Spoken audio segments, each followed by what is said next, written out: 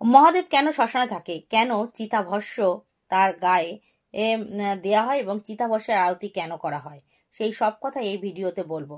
দেখো, মহাদেব হলো গিয়ে সংহারের দেবতা, মানে আমাদের সৃষ্টি করে ব্রহ্মা, পালন করে বিষ্ণু, আর সংহার করে মহাদেব।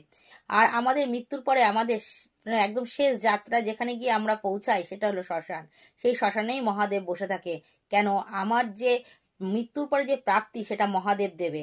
আর মহাদেব তাকিয়ে বসে থাকে সেই শ্মশানে যে কোনো সাধুগুরু বৈষ্ণব হরিভক্ত সেখানে এসে তার দেহটা পোড়ানো হচ্ছে কিনা।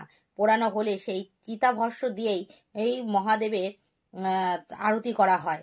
আর এটা সবার কিন্তু না, উচ্চকোটির সাধুগুরু বৈষ্ণবের এই ভস্য সংগ্রহ করা হয়, সবার কিন্তু করা হয় না। তাই জন্য মহাদেব সেই জন্য শ্মশানেই বসে থাকে দেখার জন্য। আর এই চিতাভস্য এই একটি কারণে ভরা হয়, কেন সাধুগুরু বৈষ্ণবের চিতাভস্য মহাদেবের খুবই প্রিয়। জয় জগৎবন্ধু হরি।